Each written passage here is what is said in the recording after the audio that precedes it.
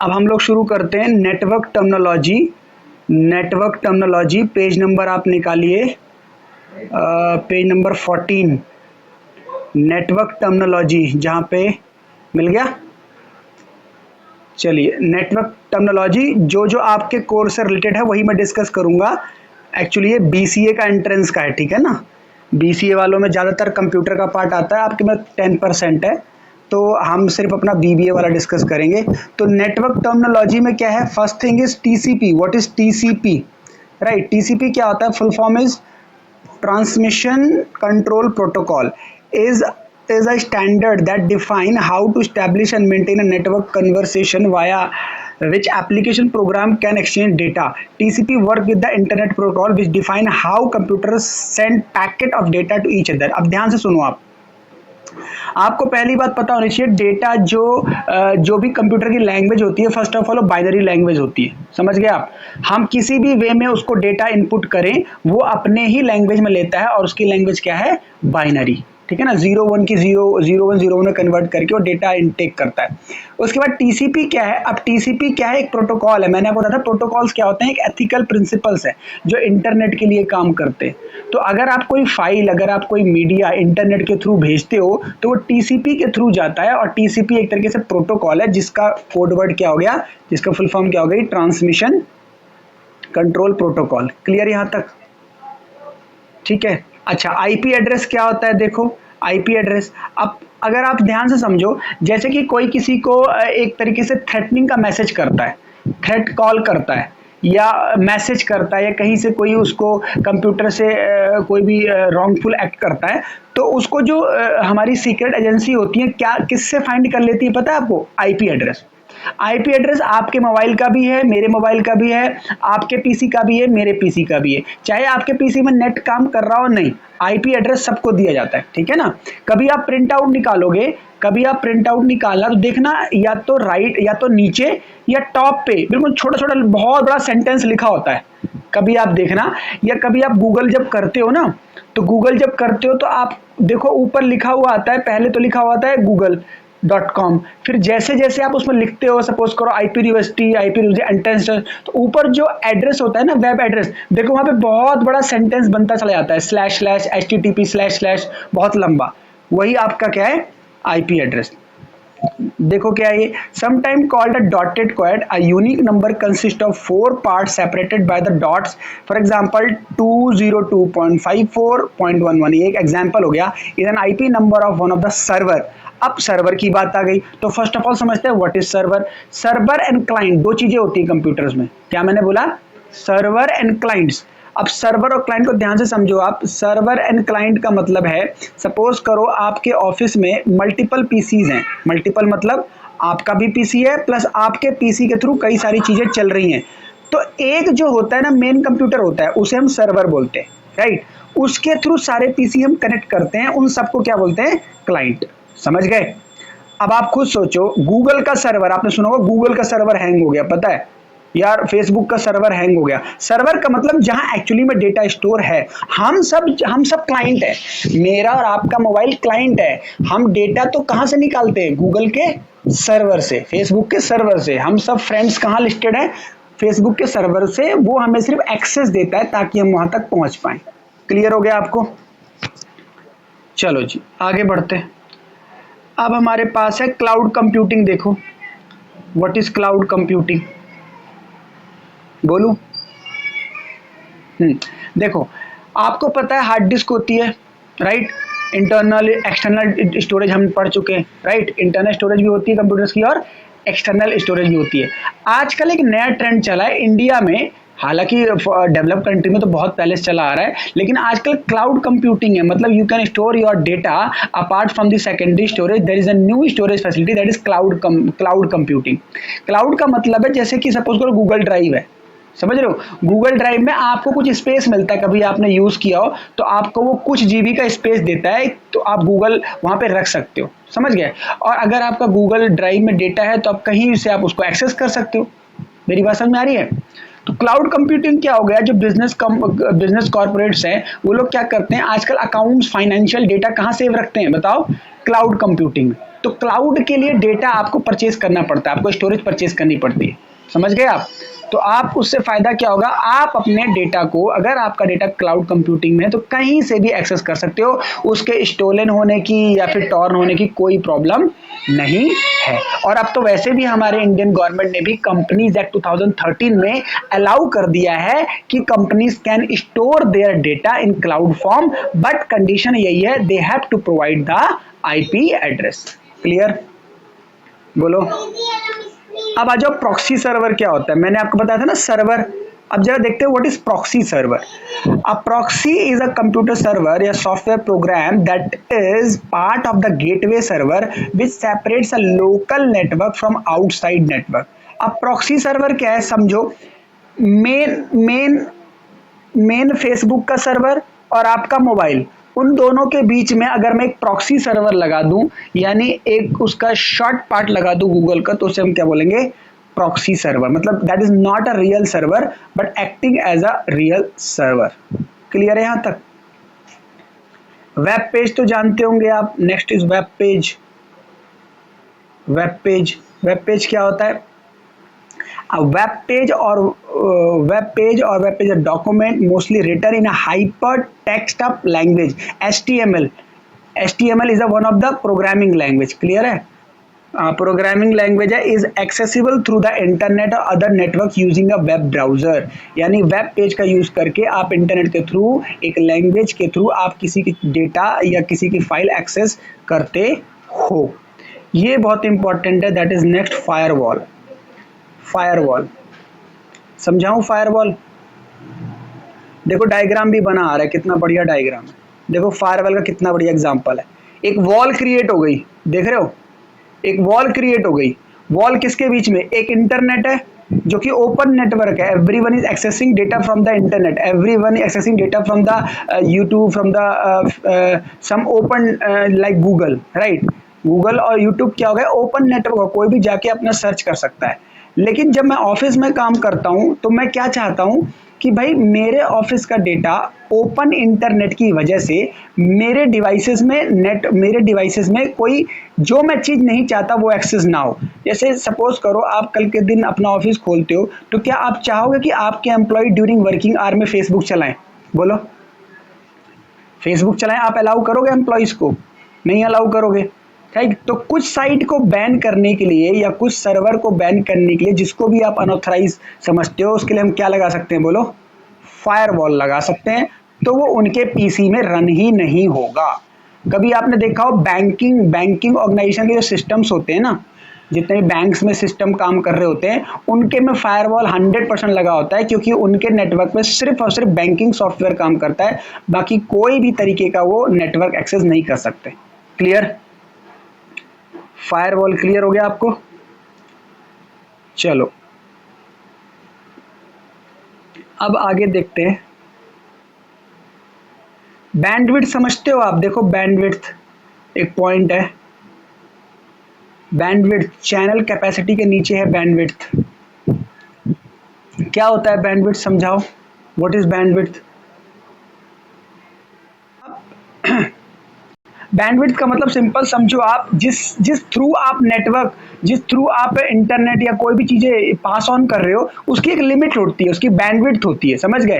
या सिंपल सा हमारे घर में अगर पानी आता है तो पानी एक पाइप के थ्रू आता है, तो पाइप की एक कैपेसिटी है ना, समझ रहे हो, कितना उससे आप एक तरीके से फ्लो में पानी ले सकते हो। अब उस बैंडविड्थ की भी लिमिट होती है, जब आप कोई नेटवर्क या सर्वर यूज़ करते हो तो उन सब की अपनी एक बैंडविड्थ होती है, समझ गए आप। तो इंटरनेट की लैंग्वेज में जो फ्लो ऑफ डेटा होता है, जो फ्लो ऑफ स्पीड है, उसे हम क्या बोलते हैं, बैंडविड्थ। क्लियर, बोलो। अब आते हैं एक very important topic, cyber space, या इसको हम समझते हैं साइबर क्राइम। चलो तुमने कुछ कॉमन चीज़ें सुनी होगी, हैकिंग करते हैं लोग, हैक कर लेते हैं साइट को, है ना, हैकिंग, क्रैकिंग, ये सब अटैक्स होते हैं, साइबर अटैक्स होते हैं। तो इसको हम अंडर कैटेगरी पढ़ेंगे cyber space. What is cyber space. तो साइबर स्पेस का मतलब सिंपल समझो आप, आजकल सारी कंपनियां, सारे organisations, banking, insurance, even every sector अपना डेटा कहीं ना कहीं कहाँ मेंटेन कर रहे हैं, बताओ। मैंने क्या पढ़ा है, क्लाउड में मेंटेन कर रहे हैं, ठीक है, या उनका कोई ना कोई एक ऐसा सर्वर है। अब सोचो अगर उस सर्वर में किसी प्रकार की हैकिंग हो जाए तो कितना ज़्यादा नुकसान हो जाएगा गवर्नमेंट को एंड सच ऑर्गेनाइजेशंस को, समझ रहे हो। तो एक बार वैसे इंडिया के प्राइम मिनिस्टर ने बोला भी था किसी स्पीच में कि आने वाले टाइम पे अगर वर्ल्ड वॉर होगा तो world war will be not in terms of the all these things like हम बॉर्डर पे नहीं लड़ेंगे, राइट। वॉर कैसा होगा, साइबर वॉर होगा। साइबर वॉर का मतलब अगर चाइना को यूएस से लड़ना है तो चाइना क्या करेगा, यूएस के डेटा को हैक कर लेगा, यूएस के गवर्नमेंट के डेटा को हैक कर लेगा, जो उनके भी प्रोफेशनल हैकर्स होंगे, राइट। ऐसे ही यूएस करेगा। आप देखो यूएस में हम कितना डिपेंड है। आप 1% सोचो कि चाइना का तो हमने टिकटॉक डिलीट कर दिया, चलो एक ऐप हमने डिलीट कर दी, हालांकि उसकी बहुत सारी ऐप हम डिलीट करते हैं, वो यूज़ करते हैं। अगर सारी ऐप का हम डेटा पढ़ने जाएंगे तो हमारा फ़ोन 80% खाली हो जाएगा, हमें यही नहीं पता कितनी सारी ऐप हम यूज़ कर रहे हैं, चलो उस पर हम नहीं जाएंगे। बट मैं कह रहा हूँ सोचो अगर जिस टाइम हमारा अगर कोल्ड वॉर यूएस से हो गया तो सोचो हमारे फोन में कुछ बचेगा, डू यू थिंक है? पूरी मेल आईडी आपकी गूगल पे बनी हुई है, आप सारा डेटा गूगल से लेते हो, आपके फ़ोन की सारी इमेजेस गूगल बैकअप में ले लेता है। Even if you are using Apple तो उसका भी एक जो आई क्लाउड है वो सब ले लेता है, समझ रहे हो। तो एक सिंपल मैं बोल रहा हूँ कि आने वाला टाइम अगर हुआ तो किसका होगा बताओ, साइबर अटैक का हो सकता है, साइबर क्राइम, यही तो साइबर क्राइम है, समझ रहे हो। अभी आपको पता हो कुछ रूमर्स भी अभी आई थी कि जो गवर्नमेंट ने ऐप बनाई है आरोग्य सेतु, है ना, आरोग्य सेतु जो कोविड-19 की ऐप बनाई है उसका डेटा लीक हो रहा है। आप बीच में रूमर्स आई थी, फिर गवर्नमेंट ने बोला था नहीं वो सिक्योर है, मतलब उसमें जो डेटा पर्सन डाल रहा है उसका कई कंट्री जो है उसका हमारा डेटा हैक कर रही है। बट अब पता नहीं वो सही है गलत है, बट ऐसी रूमर्स आई। जैसे जूम का अभी आपने सुना होगा, जूम मीटिंग जो है उसका बीच में गवर्नमेंट की किसी मिनिस्ट्री ने आके क्लैरिफिकेशन भी दिया था कि कोशिश करो आपकी जूम के अलावा जो अल्टरनेटिव है उनका यूज करो। क्लियर।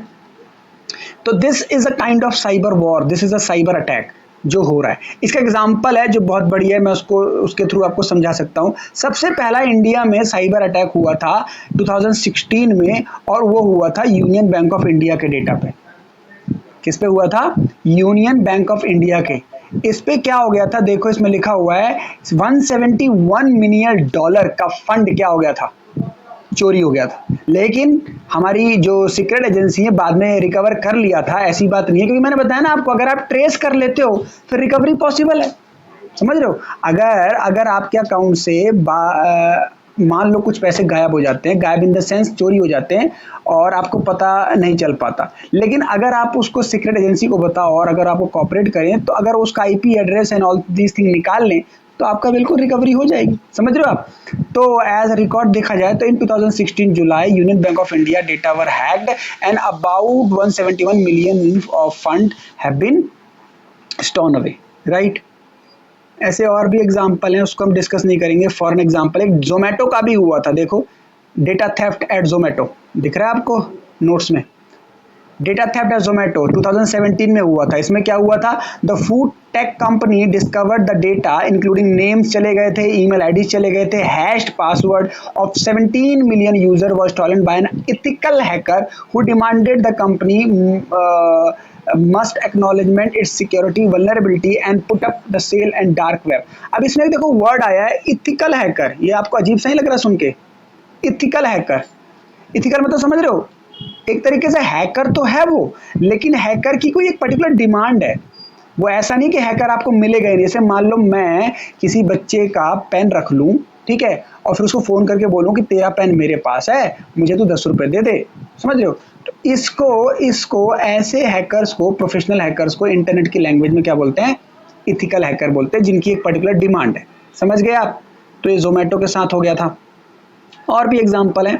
अब एक डायग्राम पे आओ आप, जो डायग्राम बोल रहा है इंटरनेशनल सिक्योरिटी ट्रेंड, देख रहे हो आप, ये देखो इसमें क्या बता रहा है, यही बता रहा है। देखो आपका पीसी डेंजर जोन में हो सकता है, आपके जो पासवर्ड्स हैं, आपके जो इंटेलेक्चुअल प्रॉपर्टी के डेटाज हैं, उसको किसी की अगर नज़र है तो आपके डेटा को वो हैक कर सकता है। जैसे कि हम ऑनलाइन बैंकिंग यूज़ करते हैं, जैसे कि हम कोई मीटिंग की ऐप यूज़ करते हैं, जैसा कि हम ओटीपी अगर हमारे पास आता है और उसको हम कहीं शेयर कर देते हैं, जैसे कि हमारे एटीएम में सीवीवी एक नंबर होता है, do you know CVV. ATM में फ्रंट साइड में तो आपके डिजिट्स होती हैं, समझ रहे हो, उसमें तो आपके 14 डिजिट नंबर होते हैं या और उसमें एक्सपायरी डेट होता है एटीएम में, लेकिन बैक साइड में आप देखोगे तो 3 डिजिट का एक सीवीवी नंबर होता है, वो सीक्रेट होता है, उसको आप शेयर नहीं करना चाहिए, वरना उससे हमारे फंड्स में स्टॉलन या फिर फंड्स कोई भी पर्सन गायब कर सकता है। समझ रहे हो? चलो जी, अब साइबर अटैक समझ गए आप, मैंने समझा दिया पूरा आपको साइबर अटैक। ठीक है, साइबर अटैक यही हो गया कि आपके डेटा से किसी दूसरे बंदे ने अनऑथराइज एक्सेस करके डेटा निकाल लिया है और उसका वो मिसयूज कर रहा है। बीच में अगर आपको याद हो, फेसबुक पे रूमर्स आई थी कि फेसबुक इंडियन लोगों के पर्सनल डेटाज लाइक पिक्स, समझ रहे हो, वो किसी और से शेयर कर रहा है, लेकिन बाद में मार्क जुकरबर्ग ने आके बोला था कि ऐसा कुछ भी नहीं है, ये रूमर्स है, कोई कॉम्पिटिटर है जो ये न्यूज़ को, रूमर्स को फैला रहा है। राइट। एक मैं आपको रियल केस स्टडी बताता हूँ। आईफोन जो है वो एक ब्रांडेड फ़ोन है, वी ऑलरेडी नो, बट एक इसकी जेन्युइननेस का एक केस हुआ था अमेरिका में कि अमेरिका में एक क्लाइंट का डेटा एप्पल ने देने से मना कर दिया था। समझ सकते हो, इतना ज़्यादा वो प्रोफेशनलिज्म रखता है क्लाइंट के डेटा का। मतलब जैसे ऐसे समझो कि मैं आईफोन यूज़ करता हूँ और मेरा डेटा किसके पास है, आईफोन के पास, और मैंने कोई क्राइम कर दिया और गवर्नमेंट आईफोन से बोल रही है कि इस बंदे का डेटा दो, तो आईफोन ने ये बोल दिया था कि मैं इसके परमिशन के बिना इसका डेटा किसी को भी नहीं दे सकता। समझ रहे हो आप?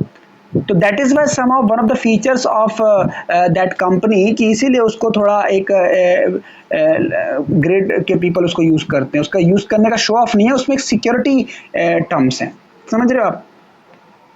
हाँ, सिक्योरिटीज बहुत ज्यादा है। चलो एक अगली पिक पे आओ, देखो लिखा हुआ है द बिगेस्ट साइबर अटैक। कुछ एग्जाम्पल है, हालांकि ये एग्जाम के लिए रेलेवेंट नहीं है, बट जैसे कि मैंने आपको इंडियन स्कैम्स बता दिए जोमेटो का, और लेटेस्ट भी है, आप उसको याद रखना। ठीक है, साइबर अटैक में देखो बहुत सारे एग्जाम्पल है, 2014-16 में हुआ, और ये 15 में हुआ, 17 में हुआ, और फिर कुछ डेटाज लिखे हुए हैं। देखो क्या लिखा हुआ है, 75% का डेटा क्या कहता है, 75% of Indian CXOs admit they lack confidence in their companies cyber security processes। Actually CXO नहीं है, CFOs है। ये डेटा कह रहा है कि 75% जो कंपनी के CFO हैं उनको ऐसा लगता है कि उनका डेटा सिक्योर नहीं है। मतलब वो एग्री करते हैं कि अगर हमसे कोई गलती हो जाए तो हमारे डेटा को कोई भी पर्सनली यूज कर सकता है, मतलब उन्हें इस चीज का थ्रेट है। क्लियर? अब 26% डेटा क्या कहता है, देखो 26% share of respondent whose security operate center collaboration and share data with other in the industry. अब देखो वही क्या कह रहा है, 26% तो ऐसा होता ही है कि डेटा कॉमनली शेयर होता ही रहता है। अब आप खुद सोचो ना, सिंपल सी बात है, कोई भी ऐप आप डाउनलोड करते हो वो आपको क्या बोलती है बताओ? कोई भी ऐप आप डाउनलोड करते हो वो आपसे बोलती है मीडिया एक्सेस करने का परमिशन दो, ऑडियो एक्सेस करने का परमिशन दो, समझ रहे हो, आपके कॉन्टैक्ट एक्सेस करने का परमिशन दो। कभी हम इस पर ध्यान नहीं देते और हम अनइंस्टॉल किसको कर रहे हैं, टिकटॉक को। अरे every application you will download वो एक्सेस मांगेगी परमिशन। हाँ, अब उस परमिशन को अगर आप डिनाई करते हो तो डाउनलोड ही नहीं होती। अब उसका एक पॉजिटिव एस्पेक्ट भी है, नेगेटिव एस्पेक्ट भी है। पॉजिटिव ये है कि वो इसलिए एक्सेस मांगना चाह रही है कि ताकि आपको, अगर कहीं मान लो जैसे आप जूम एप्लीकेशन डाउनलोड कर रहे हो तो भाई वो मीडिया एक्सेस इसलिए मांग रही है कि मान लो अगर मुझे कोई पिक आपको दिखानी है क्लास के दौरान, तो अगर एक्सेस डिनाई कर दोगे तो वो फिर कैसे हो पाएगा, समझ रहे हो? या फिर कॉन्टैक्ट एक्सेस क्यों कर रहा है वो, कि मान लो मुझे कॉल करना है या मुझे लिंक भेजना है तो कॉन्टैक्ट के थ्रू तो भेजेगा वो, समझ रहे हो? लेकिन इसी यूज का अगर साइबर अटैक हुआ कल के दिन तो इसका मिसयूज कर सकती है वो कंपनी। समझ रहे हो? क्लियर? चल अब हम ना कुछ चीजें और देखते हैं। इतना सारा डिस्कशन तो हमारा ये हो गया कि ये सब साइबर अटैक हो रहे हैं, साइबर वॉर होने के चांसेस हैं, बट सॉरी, अब हम ये देखते हैं कि गवर्नमेंट इसके लिए कोई स्टेप ला रही है नहीं ला रही। क्या गवर्नमेंट को ये सब नहीं पता? बिल्कुल पता है। तो अब हम देखते हैं, टॉपिक पे आओ, page number 18, initiative by government of India. देखो आप, गवर्नमेंट ऑफ इंडिया इनिशिएटिव क्या ला रही है? क्या गवर्नमेंट को नहीं पता कि हमारे सिटीजन्स का डेटा जो है कोई हैक कर सकता है, या उसके लिए कोई सिक्योरिटी मेजर्स ने क्या लाए? तो देखो, ये जितनी रेड रेड की हेडिंग आपको दिख रही है ये सारे इनिशिएटिव्स हैं। तो हम सारे ना डिस्कस करके एक दो डिस्कस कर लेते हैं, जिससे आपको आइडिया लग जाएगा कि वो क्या है और वो क्या काम करती है। जैसे मान लो एक है एम कवच, थर्ड वाला देखो, एम कवच दिख रहा है आपको? एम कवच क्या है, इसका काम क्या है देखो, a device of security of Android mobile devices has also been developed. It provide protection against issue related to malware that steal personal data. अब मालवेयर एक तरीके से, एक टाइप से क्या है, ये हैकिंग का एक तरीके से वो हो गया, राइट। मालवेयर एक तरीके से आप कह सकते हो, जैसे आप कि मान लो कोई वायरस टाइप का, डिफरेंट कैटेगरीज ऑफ वायरस, इसका हम डिस्कशन यहाँ नहीं करेंगे, there are different categories of virus, right. तो अब अगर उसका पर्सनल डेटा ले गया, क्रेडेंशियल्स ले गया, आपके पासवर्ड ले गया, या वाईफाई पासवर्ड शेयर कर रहा है, तो ये सब चीज़ें अगर होती हैं तो गवर्नमेंट ने इस चीज़ के लिए एक हमारे पास एंड्रॉयड ऐप तैयार करी थी कि उसको अगर आप रखते हो तो सेफ है। जैसे आपने सुना होगा एंटीवायरस लोग डलवाते हैं कंप्यूटर में, याद है? याद है ना? आप वायरस तो कहीं से भी आ सकता है। वायरस मोस्टली कहाँ से आता है? वायरस का इनपुट होता है जब आप कोई एक्सटर्नल डिवाइस इनपुट करते हो, या फिर जब आप, मैंने बताया, ओपन सर्वर से कोई भी डेटा डालते हो। जैसे कि मैंने बताया, अगर फायरवॉल नहीं होगा, तो फायरवॉल नहीं होगा तो आप ओपनली गूगल से क्या करोगे? फाइल डाउनलोड करोगे। अभी इवन आपने देखा भी होगा, अभी आप सॉन्ग डाउनलोड करते हो, कोई फाइल डाउनलोड करते हो, तो उसको डाउनलोड करने में आपको दो तीन फालतू की चीजें आ जाती है, यानी फालतू के लिंक जल्दी आ जाते हैं। वही वायरस है बस।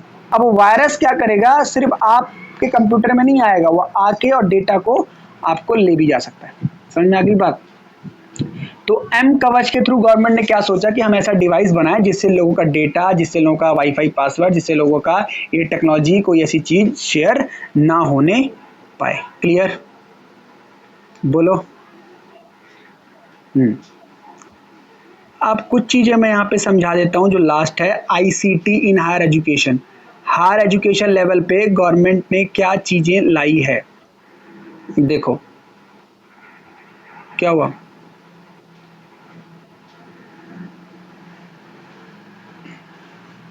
करें स्टार्ट? हाँ, देखो